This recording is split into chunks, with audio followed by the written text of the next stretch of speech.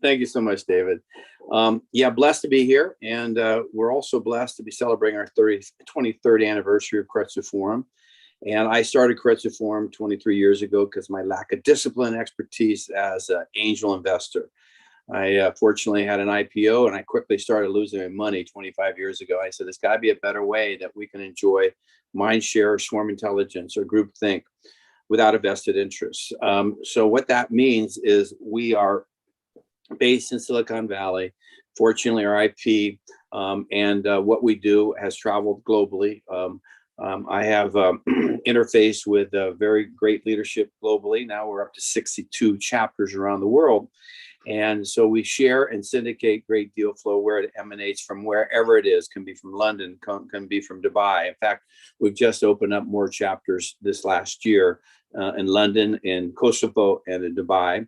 And North America, we started in Silicon Valley. We have what we call chapter system. And I have 6 chapters in Silicon Valley area, the East Bay, North Bay, San Francisco, Silicon Valley, Pebble Beach, etc. And then I've licensed the IP. And more important, the real glue is sharing great deal flow wherever it comes from. David, you're in Austin. In fact, we've had 30 fundings in Austin the last 3 years. Now, Kereitsu Forum is a membership community. It's no vested interest, meaning we're all trying to help each other be better investors. When a member does make an investment, he or she enjoys obviously the network effect of Kereitsu, the mind share, the due diligence. But when they make an investment, 100% of the dollars flows to the entrepreneur. They flow back to us. That's what I mean about vested interest. We're here to help. My wife and I have made 3 to 4 investments a year at Kereitsu. So I've made 68 investments yearly, total. And then our affiliate, which I'm a general partner of, it's really for the members that don't have the bandwidth to do great due diligence or can't tune in to all the due diligence we do. We have 3,500 fundings. But Kereitsu Capital is our affiliate. We have 3 general partners, of which I'm one. Nathan McDonald's my CEO. And then Matthew Lemerle, who runs our blockchain ecosystem. So Kereitsu Capital now has 7 different funds, and most of the funds are designed to top off our best deal flow wherever it comes throughout the world after the validation of members' capital. So Kereitsu Forum has been around, as I said, 22, moving in 23 years. And the sustainability is really not about, our wonderful team or me. It's sustainability of building community and community interacting with each other, building relationships, trying to de-risk the investment. We actually have a rule. The first 6 months, we ask new members, and just this last 2 quarters, we have 25 new members just in Silicon Valley. We ask them to take their time. Generally, a member will invest in something she or he has expertise in. Let's just say it's AI, or let's say it's software. But we want them to take their time because we have wonderful deal flow because fortunately we have brand and reputation and our members are writing checks. And why don't I stop there and we can talk about Kereitsu Forum or Kereitsu Capital or anything you want, David. Okay, wonderful. So Randy, so you are one of the leaders in the community, have done lots of things related to earlier stage investment. So welcome to the event. So I want to maybe come back to our first topic for this year is PropTech. So maybe you can tell us a little bit about your relationship with real estate as well as PropTech. Well, I was fortunate to have an IPO behind me in the real estate ecosystem, fintech, over 20 years ago, and I still love real estate. In fact, I introduced real estate into our orbit, over 20 years for at Kereitsu Forum. So just in Northern California, we have companies all over the country come to us. But conversely, we've done almost 500 million of equity in real estate. And so every asset class has been represented. Our last investment was self-storage. We do multifamily. Industrial been an asset class we absolutely love the last couple of years. And so I think, in this environment, I'm older than most of the people listening in, and I've been in more recessions than you have. I think this is a land of opportunity coming up, especially in real estate. There's going to be obviously some pricing, obviously changes, and also in the ecosystem of early stage startups, there's going to be pricing. That's very important. Where I win and companies win, our members win, is when obviously they listen to us on valuations. But getting back to real estate, we can talk about asset classes. I think, will be hot going forward. But I'm not mixing the metaphor, but also in technology, we have to have entrepreneurs that present to us, really describe why the valuation is what it is, because conversely, it's changing. And if they don't change, they may not get funded. Back to you, David. Okay, great. So let's talk a little bit about markets. Right now, as today, so it's a quite special day. I remember 1 year ago, 1.5 years ago, when I moved to Austin, Texas, one day before Elon Musk became the richest person on the planet. So that time, the market was just started to heat it up. And mid of last year or a year time, the market is right hot. Lots of investment have been made in the real estate space. And I also saw many challenge in this space, like lack of contractors, like resources, and a significant increase of materials, and of course inflation and many other stuff. So that's why I'm very interested to find out how we, from a Silicon Valley perspective, how we can use technologies to address this needs in this market. So, however, one of the challenges for timing. So, do you think is this the time for PropTech? The answer to address the question is that you have to ask yourself, the folks that are tuning in, if they're active or passive. I've chosen to be passive the last 25 years, so I'm actively looking for GPs, general partners, that have one, track record, two, are doing something unique and different, and are markets that I know are expanding. I mean, Denver is very interesting to us right now. Obviously, a lot of markets are overheated, including where you're sitting right now in Austin. Silicon Valley, especially near Google and our Meta, it's really, it's a different game. It's a game of access and relationships. But I've chosen to be passive, so I look at carefully track record. I look at different asset classes very carefully. I like debt, but conversely, the really to create family wealth in the future. And I'm just working for my grandchildren right now, if I have them, if I hopefully have them in the future. But it's when you invest in equity, obviously, one thing I did when I'm in my 30s, I made a mistake in real estate. I sold and then just kept buying. And I'm telling my son, never sell. So he has a property in the Marina of San Francisco. He has a property in Lafayette. He's happily married, just had his first child. And I said, son, don't sell. Obviously through refinancing mechanism, you can always pull cash out and do something else. So he's already looking for a bigger home, probably the next 2 or 3 years. During this recession, there's going to be a pricing strategy. It's going to be a pricing reduction. Interest rates are increasing. I think it's going to be a softer market. And conversely, if you're going to buy, wait for another year in the real estate, in the residential sector. Other sectors, are obviously different, especially right now. Prologis just announced a very large acquisition of Duke. That's industrial space. That's a different asset class.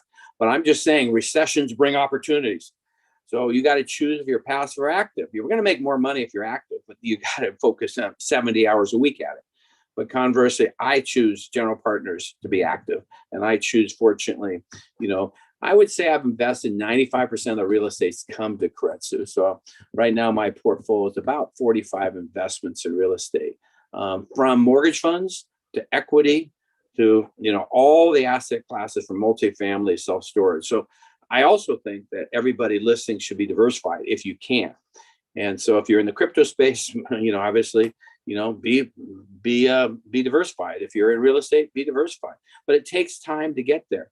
And so getting back to my story about my son, be patient, but don't sell. Do not sell. Okay, let's mark that one. My question to you is, since you invested in lots of different type of investment in properties, you're definitely far more experienced than most of people in this space. For the people who are living new, what are the particular for lots of entrepreneurs and investors, not the real estate investors, like tech investors, what what do you suggest? Well, I personally think the best investment's the hardest one to get into. What I mean by that is that, one thing cool about Kereitsu, including everybody is high net worth individual. You have to stipulate your accreditation. We all get solicited. The more you get solicited, the more you learn. The people are soliciting you. Yeah, there's a reason they're soliciting you because, maybe they don't have a great opportunity. So we have a whole process to de-risk opportunities, which you know about, David, which I'd be happy to talk about. But the ones that you beg to get into are usually the best. Did you freeze, David? Got it. Okay. So let's talk about technology a little bit. So what I saw once I moved to Austin, I realized that building a home is one of the hard place right now. It's because the lack of contractors and increase of the material cost, lots of things. So when do you think it's a good time for technologists to give a play? Well, to your point, Lennar is a national builder down the street. I'm in Northern California. They're building, $30, $40 million apartment building about in a town of Lafayette. And I've noticed they've stopped, and it's because of logistics. They just can't get the windows. Even somebody with great relationships, global relationships, are having a supply chain issue. That costs a lot of money. If you're an investor, you have to analyze, getting back to your technology question, you gotta analyze everything. If let's just say a company is in bed with Amazon and they're having logistic problems delivering product. As an astute investor, you have to look at everything. You have to look at track record. You have to look at skin in the game from the GPs or the founders. You have to look now at logistics. You have to look at distribution. You have to look at markets. You have to look at so many things. I can come on later and tell you the top 10 things I look at. Now, in this environment, so there lies the opportunity to be smart and savvy in this environment. You have to look at everything, even more so than 4 or 5 years ago. It's been very white hot. We're over 3,500 fundings. And one thing cool about what we do, if the companies are meeting their milestones, there's always capital at Kereitsu. We have probably, I would say 25% of the companies that we have funded come back for additional money because they deserve it. But if they don't deserve it, they're not going to get it. And then what we try to do is try to give pro bono, free resources with strategics, obviously to exit. We ring the bell at Kereitsu, but most of our companies get bought by strategics. And then, of course, you can have a liquidity event then. Got it. So another question I have for you is that since you invest in many different things, I'll give you a couple options. Maybe you give a rate about your priorities. Let's say still earlier stage startups, technology companies. Yeah. Secondary market. Let me finish. Okay. Our choices. Okay. Secondary market. Sure. Real estate. Okay. All real estate fund. Okay. I have to elaborate a little bit on what you said. We are blessed to be number one in the world right now in our blockchain fund. And we are 75% net of fees right now. And that's a fund-to-fund instrument. That's a number one fund-to-fund. And so we have 13 different sponsors. So yeah, a lot of funds, are good, but conversely, you got to choose the asset class carefully. So, but you got to look at the fees very carefully. I'm in real estate funds also. And, you can see, there's so many embedded fees. But to answer your question about technology, we like the customer validation. So I would say we're not seed. We're usually first moving to, A moving to B. The perfect company comes to us, does need a lot of money. Then they can use the syndicate effect, meaning, one of our companies I rang the bell with years ago, a biotech company, raised 18 million from us, but they had to go to Toronto, they had to go to Istanbul, they had to come to Northern California, Northwest to receive that capital. But once you get the validation of capital from any of our chapters, then what we do, chapter presidents, and I'm also a chapter president and the founder. So I'm on a daily basis looking at our app, looking globally at what's being funded, what's not, what's hot, what's not. And conversely, if a company deserves more capital, then they'll go to another chapter. Our forums are once a month anywhere in the world. Northern California, we meet always the end of the month. We have 3 days of forums. And then, probably about 20 to 40% of those companies are usually portfolio companies. And they're only coming back because they've got voted in, they've met their milestones, they've done the right thing, they're honest, they have great integrity, they've got customers, and then they need money, obviously, to grow. So that's a perfect company for us. And we encourage that. This is not a one-trick pony where they just raise, $4 million. If they need 18 million, they'll get it if they're meeting their milestones, David. Okay, got it. So let's talk about region, since it looks like Silicon Valley is still pretty hot space for you. How about Texas, particularly Austin, doing for you? Yeah, we're very, very impressed with what's going on in Texas. And we're actually, are getting quite a few members that are joining our Silicon Valley chapter because they want to see the synergies of what's happening in Texas. But I've been communicating to my team for about 2 years that we need to be in 1, Austin, 2, Dallas, 3, obviously Houston, other parts of Texas. So what it takes someone to give me a call or email me and say, hey, I'm interested in possibly being a chapter president. What's it take? What's it take is building and retaining community without a vested interest. You being an investor yourself, but you want to be surrounded by 100 great other investors. That's what it takes to be a leader. And we're blessed to have 62 chapter presidents, 62 regions around the world. Wonderful. It's a question. So Austin and Dallas is about 3 to 3.5 hours away, and Houston a little bit closer. So do you need like 3 chapters? Can the Texas be 1 chapter? I'm trying to understand your structure. Well, we crawl before we walk, and I think we should be in Austin first. But people might disagree, be in larger market like Dallas. But again, it will all come. This is all growing organic, David. Thank you for your question, but I'm not putting it out the world that we need to do this or that. It will come, and we can do nothing because we still have, obviously a great footprint globally. What's going in Asia for us is very exciting. We're in Australia.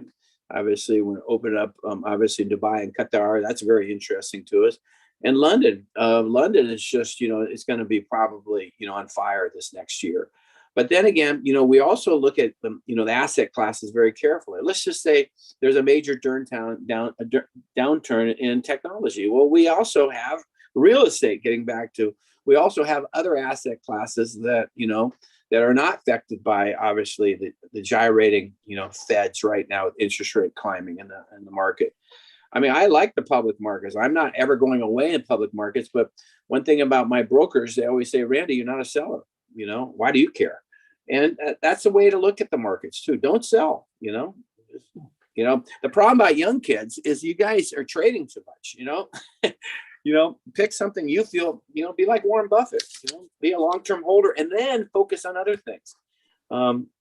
That's why I've chosen, David, to be passive, because I like focusing on a lot of things. As far as my investment ecosystem, I like being diversified. So I can focus on golf. I can focus on building and retaining community, or coming into Austin and interviewing you for chapter president, David. Okay. So it looks like we can do some business together. I have a question about, just you mentioned Japan and London, Australia. I have a question about you about what about Florida, Hawaii, and Singapore, and Dubai, particular 4 regions. Give me your thoughts. Well, we're in every one of those except for Hawaii. Hawaii, as I said earlier, my wife born and raised, and she obviously, we met 37 years ago here in San Francisco, but she'd love for me to open up in Hawaii, but it might not be a big enough market. All the other locations, we're in Singapore, we're in Dubai. We have a very strong team, actually doing a lot of things in Nokia in Tokyo. In fact, I just met Nokia partners in San Francisco last week. So we have pretty good coverage. Okay, wonderful. So actually, I'm right interviewing now, in I'm interviewing in Shanghai right now too. Wow. Cool. So right now I'm exploring where is the next market to grow for American investors as well as global investors. It seems Singapore and Dubai are pretty hot. I'm trying to understand. Of course, Florida also pretty aggressive growth last 9.5 years. Yeah, we're in Florida too. Yeah. So you're talking about markets to invest in, or you're talking markets to what? I'll say both, because there are two things. Number one is the market for organization like your firm. So do you have enough like investors to grow? Second of all, is this place has enough like a different class of assets to invest? Right. Well, getting back to me, I'm passive. So yes, I'm invested all around the United States. My global investments are primarily in Europe, not in Asia. But in regards to the United States, I love what's going on in Florida. I love what's going on in Denver, Colorado. I think the Northwest is fantastic in certain sectors. But follow the growth. Follow the growth in Austin. It's amazing. So it's a very broad question. But I would say that the sponsor or the general partner, if it's real estate, or the founder if it's technology, they have to really obviously know their market well. Their market hopefully is global, but if it's not, let's say it's local, because I can't be everywhere. If I'm going to be investing in real estate, so to speak, in Denver, I want obviously someone that's been in Denver the last 20, 30 years. Same thing with chapter president. We have to have boots on the ground. I don't want to hire someone that's interested in Austin that just wants to do Zoom, but he or she may be in, Temecula, California. That doesn't work for me. I need, members need to trust and respect, obviously their leader in the markets they're in. Okay, wonderful. Thank you, Randy. So, my goodness, time flies. Let's conclude a little bit. You made lots of different investments. Our general audience are different type of investors, including venture capitalists, angel investors, and also private equity investors. Of course, lots of entrepreneurs in PropTech as well. So maybe you can give two suggestions. First suggestion to the investors who are interested in exploring PropTech. So do you have any suggestions as a summary? Well, I would be very, very cognizant if you're going to be investing in technology. Let's just say, let's get really broad right now. Understand clearly what the exit strategy is. If they say they're going to exit 3 years, you might need to multiply it times 3. So in my experience, the last 25 years, I've seen so many companies say they exit in 5 years. No, it takes a long time. So you have to be very patient. So if you can pin someone down and say, yes, I know my exit partner, and it's going to be bought by Google, say. So, okay, who's going to be involved in the acquisition? Google Ventures. Okay, who are you going to interact with? They better know the name of the dog, name of the person, where he lives or where she lived. I want to know the relationship you have on your exit. And so I'm always looking at exit. So we have a thought leadership like TED Talks every month, and we always talk about liquidity events. We always talk about how can we move faster toward liquidity. So, okay, that's number one. Always think about the end before you invest in the beginning. And also, I hate to say it, but you need to do legal checks on your founders. You need to see if there's fraud. You need to look at who you're investing in. They always have to do the right thing. They have a great heart. Are they honest? What's their reputation?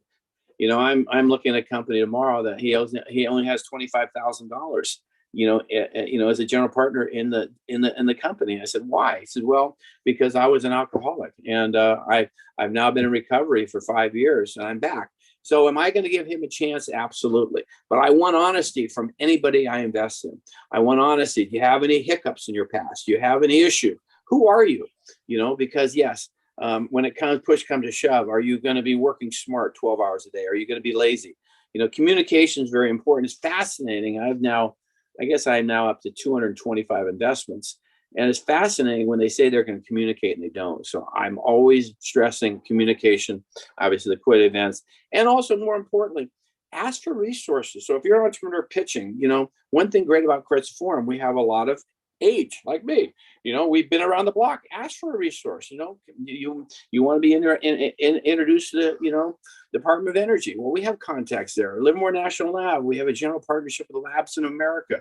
Let us know how we can help you. It's fascinating, David, when a company says, yes, I'm going to ask for resources. They don't, because capital is the mother's milk, but resources are just as powerful. Ask for resources, because we have resources to help you. And a lot of our members, not a lot, all of them are gracious. They all want to help you, but you got to ask. Wonderful, wonderful. So one more question, last one. Suggestions for entrepreneurs in the PropTech space. In the what space? PropTech, entrepreneurs in PropTech space. Never give up. Ask for resources. Have skin in the game. Have the validation of customer. The R word is very important to me. Recurring customers. It's fascinating when a company comes, I got a customer. Well, did he recur? Did that customer keep on buying? And so for us, come to us later. So what's later? As I said earlier, obviously, and we're going to see a lot more companies, because obviously, as we know, the VCs are right now holding on to their funds. They're also helping their, and so we are before VCs. And so we are seeing, but conversely, we continue having capital, because what we do is we build and retain communities around the world. As I said earlier, we have 25 new members just in Silicon Valley, San Francisco. And so we have a big outreach for membership. So if you're interested in knowing more about the value proposition of membership, let us know. Be happy to talk to you about it. Okay, wonderful. Time flies. Thank you so much, Randy, for your time, and we got lots of information. I look forward to welcoming you in Austin, Texas. Well, invite me, and then back to what I said about resources. Ask us what we could do for you. Tom Cruise line. Help me help you, David. Wonderful. Thank you.